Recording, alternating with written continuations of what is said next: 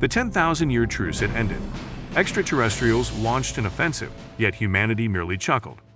"The humans are mocking us," Supreme Commander Marcus Wynn announced. Lieutenant Chloe Vega, her lavender skin flushing a richer hue of purple in her discomfort, added, "They are actually laughing." Marcus Wynn's 4 eyes flickered in swift succession, an unmistakable display of heightened irritation among the Kian species, while his upper limbs clutched the command seat so fiercely that the fortified metal began to warp. "Replay their broadcast," he snarled. The primary screen came alive, revealing the face of the human spokeswoman, a woman with short auburn hair cropped close to her head and eyes, resembling Earth's seas. Her name was Admiral Haley Carter, Supreme Commander of Earth's Defense Forces. "Let me confirm this," she remarked, barely trying to disguise the grin tugging at her lips. "You, the Grand Khan Empire, are announcing war against humankind because we won't grant you exclusive mining access to an empty rock at the perimeter of our star system." Marcus Wynn's secondary heart thumped faster. The nerve, the insolence, the sheer absence of panic. "We are the Kian Empire," he had informed her in the original message. "We have subdued a dozen galaxies. Our armadas obscure stars. Our fighters exist in the trillions. The 1,000-year peace treaty your predecessors signed has reached its conclusion, and we see no reason to continue it. Yield now or face eradication." "And how did this human respond?" She laughed, genuinely laughed. "You do realize we have been observing you people for the past millennium, correct?" Admiral Carter continued in the recorded transmission. "We've monitored your signals, investigated your technology, analyzed your maneuvers. That treaty was never for our safety, it was for yours." The command deck went silent. 50 of the Empire's most influential officers stared at their Supreme Commander, anticipating his response. "She's bluffing," murmured Science Officer Naomi Pierce, her voice scarcely audible. "They must be bluffing." "Are they?" Marcus Wynn inquired, turning to his intelligence director, Ethan Cole. "Explain their reaction. Why aren't they trembling? Why aren't they pleading for mercy? They're only a single race, restricted to one solar system." Director Cole stepped forward, his exoskeleton clicking anxiously. "Supreme Commander, our intel about humanity is sparse. The treaty blocked direct surveillance. We know they were rudimentary when we first encountered them. They had just managed space travel. Their weaponry was still chemical-based. Their healthcare relied on cutting bodies open and sewing them up again." "And now?" pressed Marcus Wynn. "We have no certainty," Cole conceded. "That treaty required us to remain 5 light years outside their domain always. Over the centuries we've detected strange energy anomalies, but nothing conclusive. It's conceivable they have advanced." Commander Ronald Cross scoffed. "In a mere 1,000 years? Preposterous. No civilization develops at such a speed. It required us 15,000 years to achieve interstellar propulsion." "With all due respect, Supreme Commander," interjected Fleet Admiral Maria Kim, "maybe we should dispatch a reconnaissance vessel to gauge their capabilities before we commit our full invasion." "Cowardice," Marcus Wynn snapped. "From my Fleet Admiral, no less. We are Kian. We don't scout. We don't study. We conquer." But, Supreme Commander," Maria Kim persisted, her facial tendrils squirming with alarm. "If there's even the slightest possibility the human is telling the truth—" "Enough!" Marcus Wynn roared, rising to his full 12-foot stature. "Assemble the Armada. Mobilize every ship, every warrior. We will blacken their heavens. We will evaporate their seas. We will remind these humans what it means to oppose the power of the Kian Empire." While the bridge officers rushed to fulfill his commands, Marcus Wynn looked back at the display, scrutinizing the human's expression. Admiral Carter was still smirking. "One final note," she said in the recording just before the signal stopped. "When you show up, bring something interesting. We've been confined to this solar system for a millennium, with nothing to do but train for your comeback. We're eager to see what you've got." The transmission cut out, and Marcus Wynn sensed a feeling he hadn't encountered in centuries. Could it be uncertainty? He shook his massive head, banishing that unwanted notion. "Director Cole, what is the human military strength?" Cole reviewed his data device. Based on intelligence 1,000 years old, they had around 50 million soldiers and about 10,000 primitive spacecraft. "And our forces?" 10 trillion warriors throughout the Empire, with 500 million currently aboard our capital cruisers. The Armada has 100,000 warships, each capable of melting a planet's crust. Marcus Wynn relaxed slightly. Data doesn't lie. Even if they've evolved, they can't have matched that scale of might. There is something else, Supreme Commander, Cole said haltingly. Concerning the humans, speak. In our earliest evaluations, we observed a bizarre psychological feature. They become more aggressive rather than more submissive when threatened, and they have an odd acceptance of their mortality. They recognize they'll die, yet behave as though they're everlasting. It makes their actions hard to predict. Marcus Wynn waved a dismissive limb. No personality quirk can save them from plasma batteries. Set a course to the Sol system at top velocity. As the colossal Kian armada advanced, forming a sweeping wave of devastation extending across light years, Marcus Wynn couldn't forget the memory of that human laughter. It wasn't the laughter of someone bluffing. It was the laughter of someone who possessed knowledge he did not. And for the first time in his 3 centuries of life, Supreme Commander Marcus Wynn experienced a chilling tremor along his spine. The voyage to Earth took 3 standard weeks, 3 weeks of readiness, 3 weeks of combat drills, 3 weeks of Marcus Wynn reassuring his sub-commanders that this would be swift and illustrious, and 3 weeks of trying to bury the echo of that human laughter. We are nearing the boundary of the Sol system, Supreme Commander announced Navigator Olivia Reed. Pluto's orbit in 5 minutes. Marcus Wynn gave a short nod, his polished ceremonial armor glinting under the bridge lighting. He had outfitted himself for a triumphant day. Do we see any sign they've spotted us? Communications Officer Lee Diaz studied her controls. Negative, Commander. No broadcasts, no visible defenses. Their domain seems totally unguarded. Overconfidence, muttered Commander Ronald Cross, the most consistent herald of defeat. As the Armada swept into the Sol system, every Kian on the bridge anticipated alarms, defenders, anything that might clarify Admiral Carter's bewildering certainty. Nothing emerged. Keep going, Marcus Wynn ordered. Hold our formation for combat. The Kian fleet pressed deeper, bypassing Neptune and Uranus, without the slightest disruption. Approaching Saturn, Marcus Wynn started to feel at ease. Perhaps humans really had bluffed. Perhaps isolation had driven them insane. Supreme Commander, blurted Science Officer Naomi Pierce suddenly, I'm picking up abnormal readings from Saturn's rings. Elaborate. The rings are shifting, she responded, clear disbelief in her tone. Sections of them are realigning in defiance of orbital laws. Before Marcus Wynn could react, the tactical display lit up with signals. Saturn's rings were disassembling, but not randomly. They were rearranging, repositioning, metamorphosing. It's not ice, Naomi Pierce whispered. The rings, they're ice and rock, they're ships, finished Commander Ronald Cross, watching in horror as millions, no billions, of minute vessels emerged from their flawless camouflage.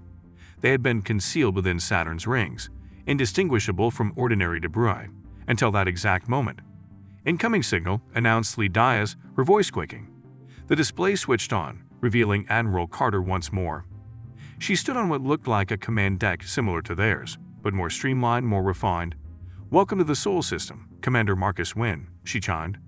I see you brought everyone along. How considerate. Marcus Wynn fought to stay composed. What is the meaning of this ruse? Where did you obtain these vessels? Ruse? Carter tilted an eyebrow. We call it preparation. And the ships? We built them. 10 billion in total. We had a lot of spare time, you see, under that peace treaty. Nonsense, Ronald Cross bellowed. No species could construct so many warships. Oh, right. You'd still assemble your cruisers manually, correct? How nostalgic. Carter gave a faint grin. We automated that process around 8 centuries ago. These days, our fabricators generate a fully functional warship every 1.3 seconds. You can run the numbers. Ronald Cross turned to his weapons officer. Armaments at the ready. All batteries primed. Supreme Commander, target their formation and fire. Carter exhaled audibly on screen. Truly? That's your choice? All right then. The Kian Armada released its fury. 100,000 behemoth ships blasting away at the vast swarm of human craft. Space exploded with energy bolts, a spectacular barrage that would have obliterated any standard opponent. But the human craft reacted, not merely dodging but dancing, twisting and turning with inconceivable control, some accelerating so quickly that no organic pilot could have survived the forces. They're unmanned, realized Naomi Pierce. They must be autonomous. Precisely, Carter remarked, still observing with apparent amusement. We label them the Swarm, fully AI-driven. They've been running battle simulations against Kian tactics for roughly 900 years. They're quite adept by now.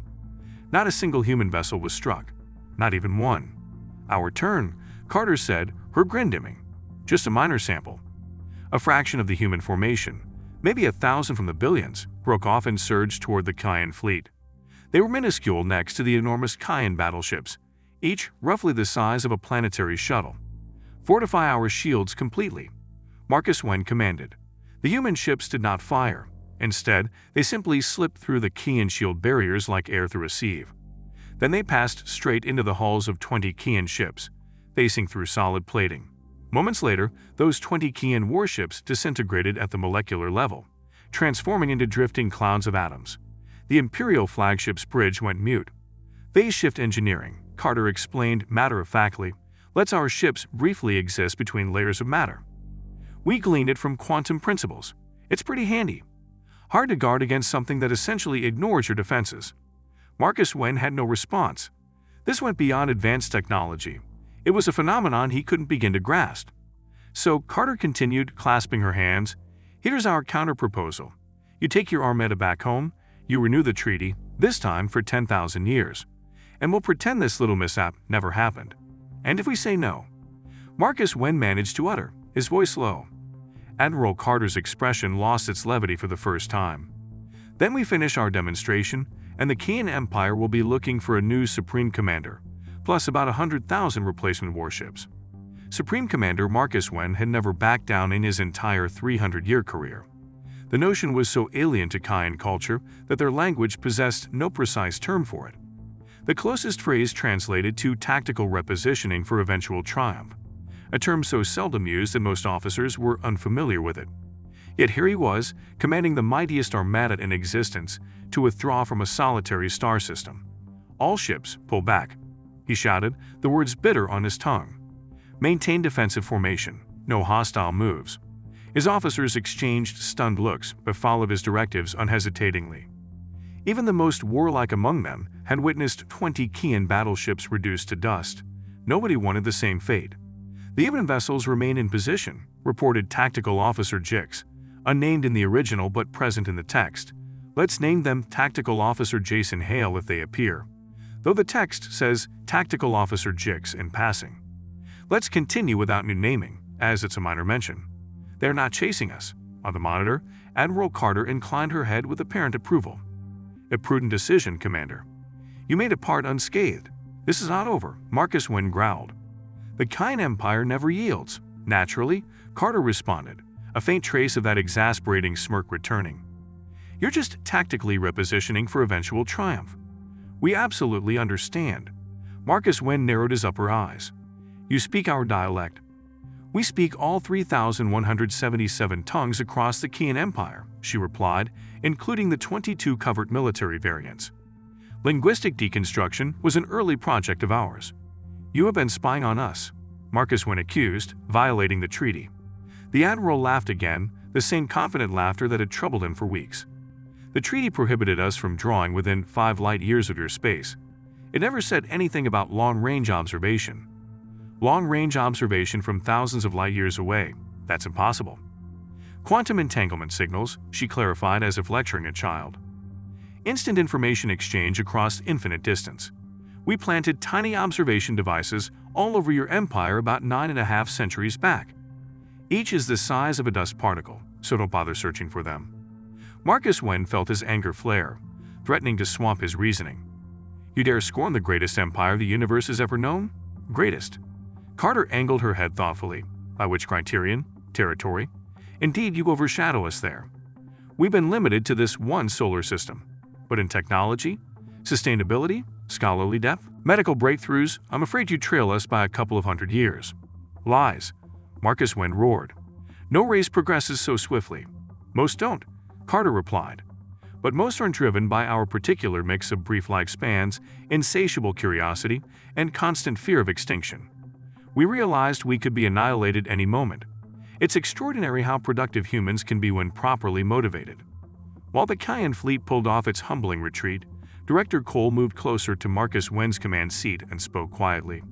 Supreme Commander, I've been examining the human craft. Their energy patterns don't match anything we know, and their quantity alone, even with enhanced automation, would demand resources beyond a single system supply. Your point, Director, Marcus Wen hissed. I hypothesize they've harnessed matter conversion at a fundamental scale. They're creating these ships from raw energy, maybe even leveraging vacuum fluctuations. The scientific ramifications are overwhelming. Marcus Wynn absorbed this with rising dread. If humans could summon matter from energy at will, they'd have infinite fleets, infinite weaponry, infinite soldiers. Admiral Carter, he forced himself to speak courteously. Before we exit, I must ask, why did your forerunners sign that treaty in the first place? If not to safeguard yourselves, then what was their aim? Carter's face softened a little. Honestly, compassion. Compassion? Marcus Wynn repeated, baffled. Our initial contact teams concluded your species was at a developmental impasse, she explained. Both biologically and socially, your progression seems stalled. Without outside catalysts, you'd stagnate. Our forebears hoped 1,000 years might let you advance on your own, close the gap so we could eventually talk as peers. Apparently, that was too optimistic. Again, an uneasy hush overcame the bridge, but not from shock. This time it was from collective humiliation. Each officer felt the sting of her words because, deep down, they understood she spoke the truth. The Empire had produced no groundbreaking technologies in generations. Its expansions had always involved stealing knowledge from others, never developing new ideas. We will return, bowed Ronald Cross, desperation cracking his voice. We will investigate, we will advance, and we will return. I sincerely hope you do, Carter responded, and genuine feeling seemed to color her tone. The galaxy needs the Kyans to evolve past conquest. Other dangers out there call for unity, not warfare. Dangers neither we nor you can tackle by ourselves. Marcus Wynn's 4 eyes fluttered in puzzlement. What threats? We've roamed a dozen galaxies without encountering a power mightier than ours. Because they aren't interested in being found, Carter said cryptically. Not yet, but they're observing, just like we've been. Before Marcus Wynn could demand elaboration, the vast human swarm began shifting, not toward the withdrawing Kyans, but into a complicated alignment that caused space itself to ripple. What are they doing? Naomi Pierce asked urgently, scanning her instruments. I'm not sure. Cole started, then paused in shock. Supreme Commander, they're fabricating a gravitational distortion, a colossal one. On the monitor, the billions of Earth ships started rotating in perfect unison, establishing an artificial gravity well of staggering power. Space itself seemed to bend visually. This is just a small exhibition, Carter noted, something to help you remember us. The swirling mass of ships abruptly collapsed inward, and for an instant, it seemed as though a newborn star had ignited. A white-hot flare caused the screen to dim automatically. After the brightness faded, in place of those billions of vessels hovered a pristine Saturn, complete with ring system, an exact replica of the gas giant, produced in mere minutes. Did they just form a planet? Navigator Olivia Reed murmured, voice trembling with something close to awe. We'll be in touch, Commander Marcus Wynn, Carter said, her image beginning to fade. Once you're ready for an actual dialogue about what lies ahead. In the meantime, I recommend you use your arrow wisely. When the transmission ended and the Keen Armada limped away from the Sol system, Marcus Wynn remained motionless in his command seat, staring at that replicated Saturn receding in the distance. For the first time in his life, he grasped what it meant to be primitive. The journey home to Kia Prime consumed 3 months. 3 months of disgraceful quiet, 3 months of Commander Ronald Cross sequestered in his cabin, reviewing everything they'd learned of humanity, trying in vain to detect a vulnerability in their seemingly godlike science. He found none. Once the Armada finally reached the Kyan homeworld, Marcus Wynn expected immediate removal from his station, maybe even execution for his defeat. The Empire tolerated no failures. Yet to his surprise, the High Council merely requested a closed session, far from the public eye. Tell us all, commanded Arch-Counselor Donovan Price, the eldest Kyan alive and nominal leader of the Empire. Withhold nothing. Marcus Wynn recounted the entire mortifying episode, the humans' laughter, their hidden fleet, the phase shift ability, the planetary creation of that new Saturn. With each detail, the counselors' faces grew increasingly grim. And these humans claim there are more formidable dangers than themselves? Counselor Avery Barnes asked. Yes, Counselor, though they gave no clarifications. A ruse, perhaps, suggested Counselor Oliver Gray. A maneuver to stop us from centering our efforts on overtaking them. Marcus Wynn shook his head. I doubt it. The human admiral had no reason to fabricate anything after displaying such supremacy. Then what path do you suggest, Supreme Commander? Asked Donovan Price, leaning forward. What move best serves the Empire under these unheard-of circumstances? Marcus Wen had contemplated that question for 3 months. His response would shape not only his destiny, but that of his entire civilization.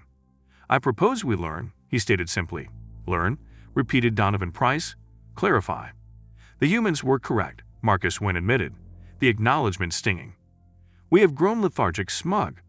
For 10,000 years, we have invaded rather than invented, taken technology rather than pioneering it ourselves. That has made us weak." Angered murmurs spread among the council, but Donovan Price raised a withered hand for calm. "Continue." "I advocate a wide-ranging restructure of imperial objectives," Marcus Wen explained, less emphasis on military expansion, greater emphasis on scientific evolution. "We must close the technological gulf between us and the humans." "You suggest discarding conquest." Counselor Oliver Gray growled. "It's the bedrock of our culture, not discarded," Marcus Wen clarified, suspended. "Perhaps for a century or two. Redirect those resources into research and advancement instead." "And what of the humans in the interim?" inquired Counselor Avery Barnes. "Should they decide to exit their solar system, to subjugate worlds as we have?" "They won't," said Marcus Wen with conviction. "If their goal was to conquer, they would have begun 1,000 years ago.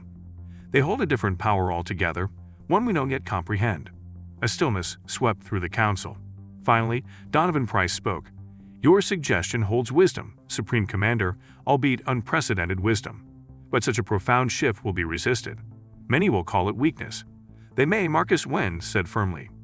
"I've glimpsed what awaits us if we persevere on this path. A war we cannot win, possibly our annihilation. I'd rather be labeled a coward than doom our species." Donovan Price tipped his head. "Very well, we shall vote on it. But first, there is another matter." He gestured to a guard who activated a communicator. "Bring in our visitor." The council doors slid apart, and to Marcus Wen's shock, a human stepped forward, not Admiral Carter, but a tall, lean man with deep brown skin and closely cropped hair. He wore no military insignia, merely unadorned attire in earth tones. "This is Dr. Logan White," Donovan Price stated. "He arrived alone yesterday, piloting a vessel no larger than a private shuttle." "How did he bypass Kia Prime's defenses?" Marcus Wen demanded. "Our perimeter is formidable." "It was," Dr. White said lightly. "I particularly admired the autonomous minds on the Cygnus approach. Quite resourceful." "Supreme Commander Marcus Wen, I believe," White continued, offering his hand in a gesture of greeting. Marcus Wen hesitated before extending his own limb, letting the human briefly clasp it. "Admiral Carter's sensor best." "Why are you here, human?" Marcus Wen growled. "To provide assistance," White answered calmly, "and to deliver this." He handed Marcus Wen a small object no bigger than a key and data crystal, pulsing with a soft blue glow. "What is it?"